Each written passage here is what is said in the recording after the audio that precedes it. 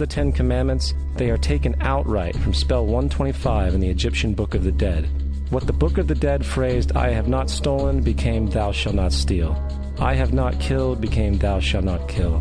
"I have not told lies," became "Thou shalt not bear false witness," and so forth. In fact, the Egyptian religion is likely the primary foundational basis for the Judeo-Christian theology. Baptism, afterlife, final judgment, virgin birth, death and resurrection, crucifixion, the Ark of the Covenant, circumcision, saviors, Holy Communion, Great Flood, Easter, Christmas, Passover, and many, many more are all attributes of Egyptian ideas long predating Christianity and Judaism.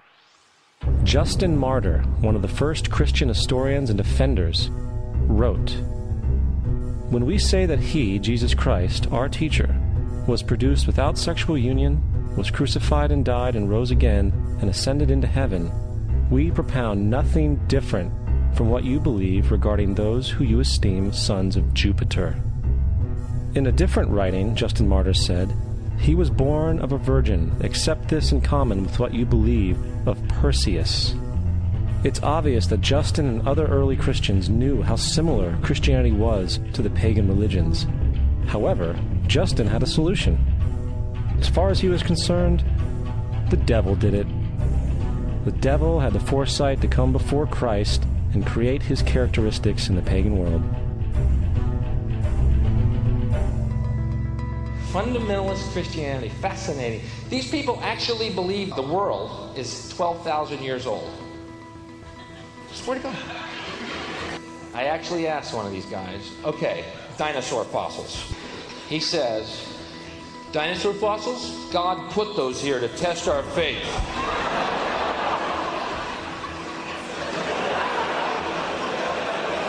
I think God put you here to test my faith, dude.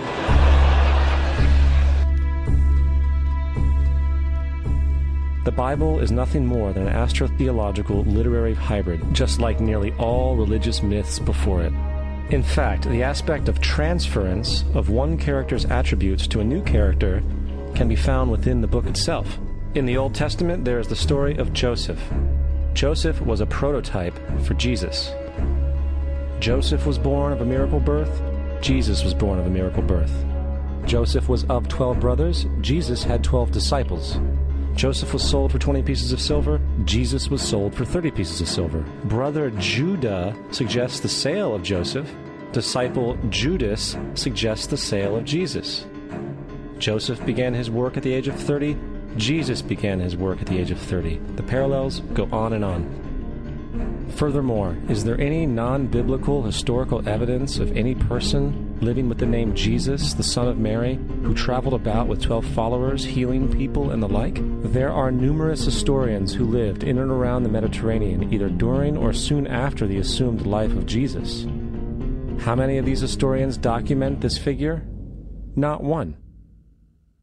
However, to be fair, that doesn't mean defenders of the historical Jesus haven't claimed the contrary. 4 historians are typically referenced to justify Jesus' existence. Pliny the Younger, Suetonius, and Tacitus are the first 3. Each one of their entries consists of only a few sentences at best, and only referred to Christus or the Christ, which in fact is not a name but a title. It means the Anointed One. The 4th source is Josephus, and this source has been proven to be a forgery for hundreds of years. Sadly, it is still cited as truth.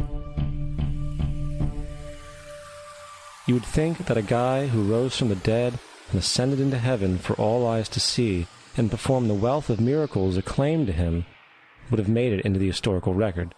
It didn't, because once the evidence is weighed, there are very high odds that the figure known as Jesus did not even exist.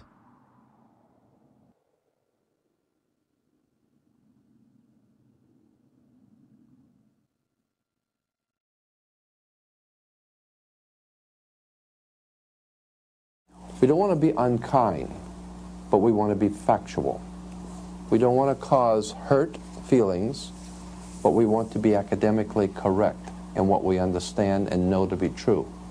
Christianity just is not based on truth. We find that Christianity was in fact nothing more than a Roman story developed politically. The reality is, Jesus was the solar deity of the Gnostic Christian sect, and like all other pagan gods, he was a mythical figure. It was the political establishment that sought to historize the Jesus figure for social control. By 325 AD in Rome, Emperor Constantine convened the Council of Nicaea. It was during this meeting that the politically motivated Christian doctrines were established, and thus began a long history of Christian bloodshed and spiritual fraud.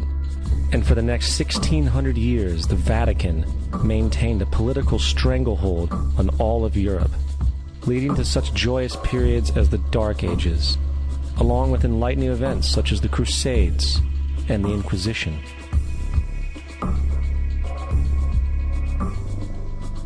Christianity, along with all other theistic belief systems, is the fraud of the age. It serves to detach the species from the natural world, and likewise each other. It supports blind submission to authority. It reduces human responsibility to the effect that God controls everything, and in turn awful crimes can be justified in the name of a divine pursuit.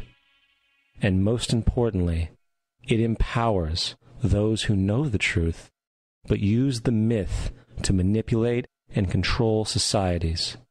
The religious myth is the most powerful device ever created and serves as the psychological soil upon which other myths can flourish.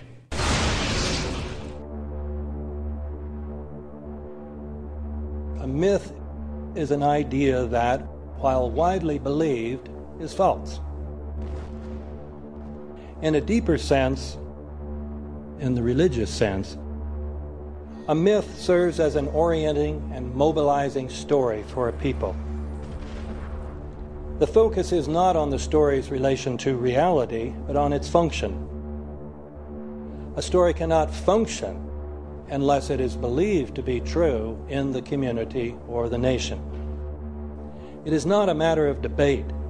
If some people have the bad taste to raise the question of the truth of the sacred story, the keepers of the faith do not enter into debate with them.